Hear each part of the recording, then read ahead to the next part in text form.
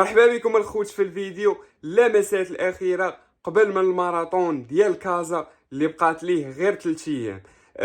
غنديكم معايا في هذا الفيديو، غنجري 6 كيلومتر وفي الاخر ديال الفيديو غنقول لكم اخر التفاصيل وكيفاش كنحس والبلان اللي وقع لي اللي كان غيخليني ما غاديش نشارك في الماراثون.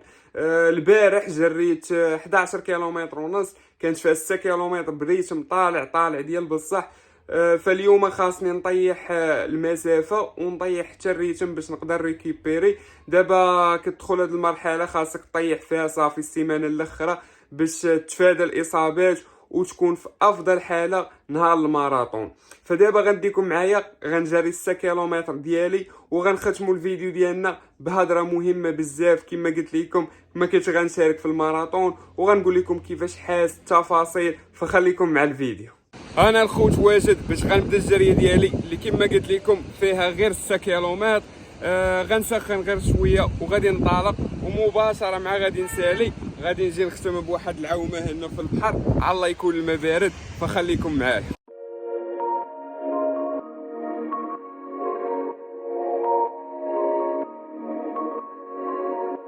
3 كيلومتر، نص المسافه.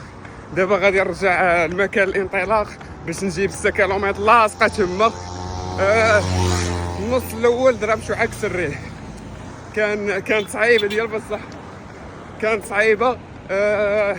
ولكن ما كنتش حاس كاع بالشمس، يعني الحراره والو ما حسيتش بها. دابا غادي مع الريح ما يمكنش على احساس، ولكن الشمس كنحس بها ضاربه فيا على الجهد. دابا بديت كنعرق، اما النص الاول ما كانش فيه العرق نهائيا.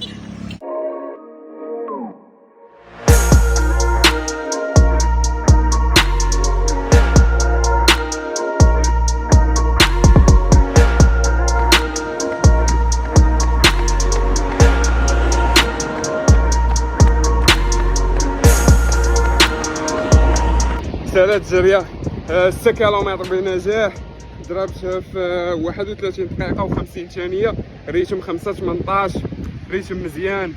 حاس بشوية ديال الثقل في ليمونلي ديالي، باقي لعيا مجموع ديال الجري ديال البارح اللي قلت لكم درت فيها 11 كيلومتر ونص، كانت فيها 6 بريتم طالع كما قلت لكم، ولكن بشكل عام حاس براسي بخير. دابا غنمشي نضرب واحد العومة، نحاول نطول شوية، وعلى الله يكون الماء مقلاص. ان بوزيد بحر جديده راه معروف راه كيكون مقلاصي، ولكن هاد الايام فيما كنجي كنلقاه سخون. ولكن نتمنى هاد الخاطر يكون مقلاصي. خليكم معايا، غنبدل حوايجي وغنمشي نتلاح. ثالث العومه. الماء بارد بزاف، ولكن بشكل عام راه مزيان، غادي ينفعني بزاف باش نقدر نحيد العيا اللي عندي في العضلات لي مولي والفخاد. من افضل الاحاسيس اللي تقدر تجرب هي تضربوا بواحد الجريه وتسالي تجي تختم بواحد العومه، راه ما كاينش بحالو، واحد الاحساس عمرك تقدر تمل منه. رجعت الدار الخوت وضربتها بتدويشه بالماء بارد، ما يمكنش على راحه. دابا جا وقت الماكله اللي عندي فيها هنا شويه ديال الروز مع الدجاج وشويه ديال الخضره وشويه ديال العنب، وجبه اللي صحيه ومتكامله. غادي ناكلها وغنختموا الفيديو ديالنا بالبلان اللي قلت لكم في البدايه ديال الفيديو، غنعاودوا لكم بالتفصيل، فخليكم معايا. وكيف ما شفتوا الخوت كانت هذه هي الجريه. دابا غندوزو التفاصيل ديالنا. بالنسبه للبلان اللي قلت لكم، فالحد اللي فات دخلت باش نتقيد في الماراثون، كانت باقا سيمانه بالضبط، فدخلت الصفحه باش نتقيد، فكنلقى سولد اوت، يعني ما بقاتش بلاصه في الماراثون. كلشي تباع، فتصدمت صراحه. فشنو درت؟ تواصلت مع الماراثون وقلت لهم باللي باغي نشارك في الماراثون، ولكن لقيت كلشي سولد اوت، واش كاين شي حل؟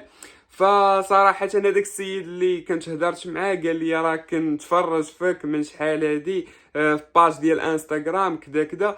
فقلت ليه واش كاين شي حل؟ قال لي ما يمكن صراحه، ما نقدروش نزيدو، حيت صافي الماراثون كلشي تباع، باش يكون التنظيم هو داك، الميداليات ما بقاتش بلاصه. فقال لي الحل الوحيد اللي عندك هو التقيد في السومي. وقلت لي انا صراحه ما باغيش ندير سومي، الاوبجيكتيف اللي حاطه في راسي هو الماراطون. فقال لي اشنو غادي دير؟ غتقيد في السومي ولكن غتجري الماراطون. فهذا صراحه دورت هذا البلان في راسي ولقيته مزيان، يعني ما كاينش شي حل اخر. وداكشي اللي درت بالفعل، تقيدت في السومي ودابا غادي نشارك في الماراطون. ما كاينش شي حل اخر، ولكن المهم هو نشارك في الماراطون ونكمل 42 ديالي. الخدمه اللي خدمتها خاصني نشوف النتائج ديالها، هذا هو المهم. غناخذ ميداليه ديال السومي، غنتحسب في الوقت ديال السومي مثلا 3 سوايع ونص، انا مجري ماراطون غيتحسب لي في وقت السومي. ماشي مشكل، هذيك التفاصيل ماشي مهمه، المهم هو نشارك ونكمل الماراطون ديالي، هذيك الخدمه اللي ضربتها نشوف النتائج ديالها، هذا هو المهم. بالنسبه للتوقيت اللي باغي نكمل فيه الماراطون، صراحه ما حاطش توقيت بالضبط، ولكن اهم حاجه قل من 3 سوايع و20 دقيقه. هذا هو الهدف ديالي، يعني خاصني نمشي بريتم على الاقل 44 45 ونحاول نطيح عليه، علاش لا ما نطيحش على 23. فهذا هو المهم عندي، نجيب قل من 3 سوايع و20 دقيقه. مآمن براسي غنقدر ندير، علاش؟ حيت حطيت الخدمه، ترينيت مزيان ووجدت مزيان. دابا كتبقى التفاصيل الاخيره، خاصني نآمن براسي لأبعد درجة، نحاول نخوي دماغي، نكون بخير من ناحية العقلية. وفي نفس الوقت حتى الماكلة مهمة بزاف. نحاول ندخل الكارب حيت هو اللي كيعطيك مصدر الطاقة. خاصني نحاول ناكل الكارب بزاف قبل السباق، الايامات اللي قبل، وحتى النعاس مهم بزاف. ولكن النعاس الخوت كيجيني صعيب، نعس بكري خصوصا النهار اللي كيكون عندي موراه شي سباق. يعني في حياتي كلها جريت 2 سباقات كانوا تريل وما كيدينيش النعاس، واخا كنكون فايق بكري كيطير عليا النعاس. فغنحاول نعس بكري ونركز على النعاس ديالي. دابا الحاجه الاخيره اللي غادي نقول لكم هي انه غنمشي لكازا الجمعه، يعني غنمشي نهار الجمعه قبل بيومين على الماراطون. يلا نقدر نضرب شي جريه نهار الجمعه تما، والسبت غادي ناخذ راحه. بالنسبه للسبرديله اللي غادي نشارك بها في الماراطون هي هذه ازيكس ميتا سبيد. راه صراحه سبرديله اللي واعره، شحال ما بقيت جريت بها قلت غنولي نخليها غير السباقات. كربون راه كتدفعك وما يمكنش شحال خفيفه بحال الريشه. فغنحاول نشارك بها هي ونحاول نحقق الهدف ديالي. بشكل عام راني متحمس بزاف. اول ماراطون غادي نشارك فيه، غتكون تجربه واعره. كان هذا هو الفيديو ديالنا، هنا غنساليوه. نتمنى يكون عجبكم، نتمنى تكونوا استمتعتوا. خلي معك واحد لايك، شي كومنت، راه كنحاول نقرا اغلب التعليقات.